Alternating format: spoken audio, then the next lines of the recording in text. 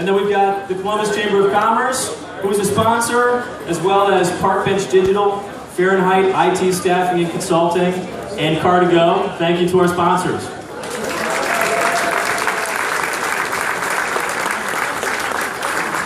And then last but not least, thank you to the Columbus Chamber of Commerce for helping with this event as a sponsor as well. Thank you.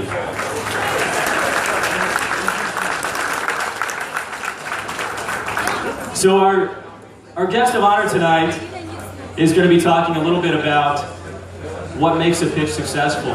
And I find this topic to be fascinating because, especially in the entrepreneurial space, your pitch is everything.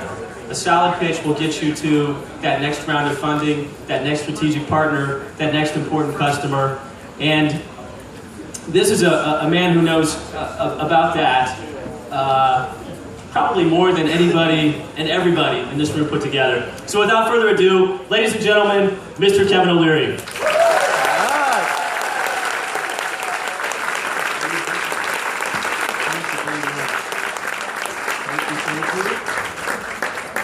I'd like to spend the next 15 minutes. I want to talk a little bit about the entrepreneurial experience. And first of all, thank you for bringing me out here.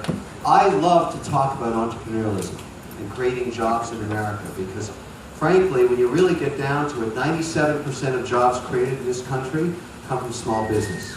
Small business is created by entrepreneurs. It is the essence of growth. And we're so proud of what's happened with Shark Tank. We never thought this show would succeed. We thought people would be bored with business. But perhaps what happened through the economic crisis we've all endured is that people realized that the only certainty in life as far as being a businessman is running your own business and not working for somebody else. Even a 9-year-old girl understands that. And that's what's remarkable about Shark Tank. It's the #1 family show in America on Fridays. Our fastest growing demographic is 9 to 18-year-old women. So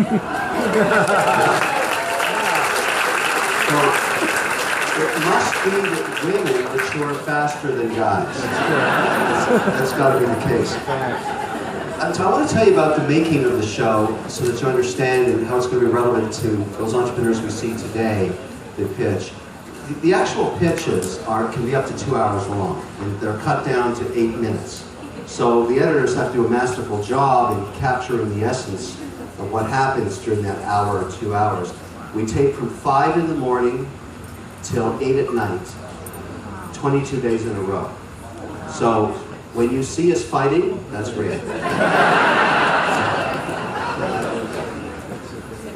The show itself, when you really think about what it's become, it's a platform to launch businesses and services. If they're already in distribution, you can measure the results of being on Shark Tank. And I'll give you an example.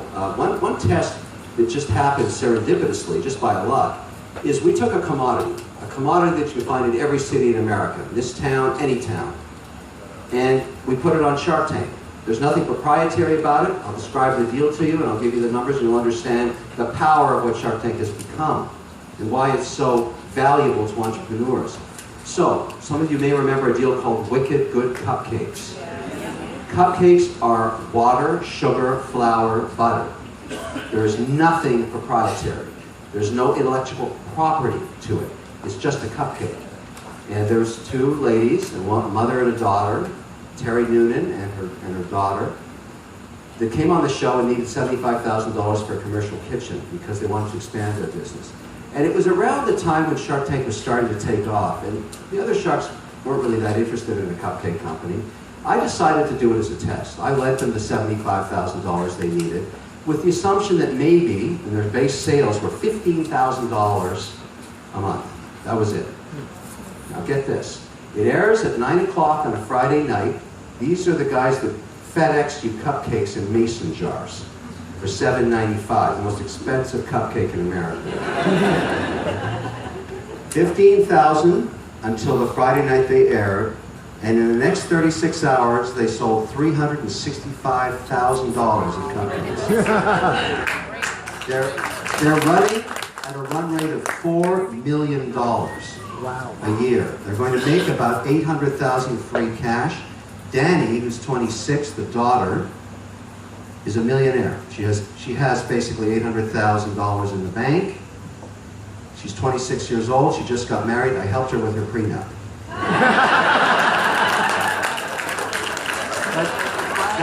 That's the essence of what Shark Tank has become. It's a launch platform. We're very proud of that, and we nurture these businesses. We keep them on the air. I'm going to talk to you now about some relevancy that I think applies to everybody, regardless of whether you ever come on Shark Tank or not. Whether you work in a company, whether you run a company, whether you're an entrepreneur that wants to have a company. These are facts that I found over years of taping Shark Tank. I'm going to share with you the 3 things that every single deal that got financed had. Doesn't mean the companies were successful, because in venture investing, 8 out of 10 fail. It's the 2 that win that get back all your money for the mistakes you made. But in every case where an investor wrote a check, these 3 attributes existed. And I know this with certainty because the Shark Tank format is owned by Sony Television, and it's on in many, many countries. And a PhD student decided to do a study by looking at the tapes of Shark Tank. He's still ongoing with this, but I had a chance to talk to him when he was looking at the Canadian and British show, and now he's looking at the tapes, and these are unedited tapes. This is the core presentation. Okay, so number 1. In every case, the entrepreneur was able to pitch the idea in 90 seconds or less. In other words, they were able to communicate the opportunity in a minute and a half. They made it simple enough for the investor to understand what the opportunity was. And I find this attribute very important for anybody selling anybody anything. You've got to keep it simple. So when you start to think back on those that made it on Shark Tank, you're going to find that. You maybe didn't notice it when you were watching it, but the successful ones are able to say, here's my idea. Bang. Some of them do it in less than 60 seconds. And you can see all the sharks, just, they get it. The light turns on. Number 1. Number 2, they were able to articulate how they were the right person or team to execute the business plan. That maybe they'd never run a business, but they were able to convince the investors. This takes longer. This takes anywhere from 5 minutes to half an hour, because they're going to be pounded with questions. But there's a moment in a presentation, having seen it thousands of times, when all of a sudden an entrepreneur has, and you have to be in the room to see it, to feel it, when all of a sudden they start to radiate confidence, when they've gone halfway through their pitch and they're articulating why you should give them $500,000, that all of a sudden you can see that isotope sizzling, that they're there, they're the right person. Somehow it's that they're the entrepreneur that can deliver on executing. It's a magical moment. It happens not often, but when it happens, you can feel it. And that's their ability to communicate that they're the right person to execute that business plan. And more often than not, it's a team. It's more than one person. And lastly, in 100% of the cases, 100%, they knew their numbers. Nothing kills a deal, particularly when it's coming to the crescendo and somebody asks you what your gross margins are, or the size of the market, or the break-even unit volume, or something that you should know and you don't. It's death. It's total death. The air gets sucked out of the room.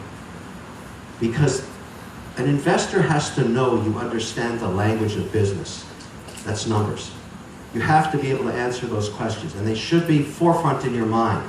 And if you don't know the answer, you better bring somebody that does. Because as long as the answer is communicated, even if it's from a partner, that's all that matters. So in 100% of the time, every successful deal, in other words, getting financed, those 3 things. 90 seconds or less on the initial concept. Explain why you're the right person to execute the business plan. And know your numbers. And when you think about that, that's basically in everything in life. When you get up in the morning and you're trying to convince your wife that you want to do something, you better communicate successfully in a short burst of information. Explain why you're doing it, and know why it's good for the family. I've actually been teaching courses on marriage lately. I'm not kidding. And it turns out that marriage is a business. It's the same thing. I wanted to share that with you before we got into what's going to be, I think, a great day today. This should be very, very much fun. I want to also just touch on a few points. I'm going to use a PowerPoint because I've only got a couple more minutes here before I introduce our sharks. But I'd like to tell you about, after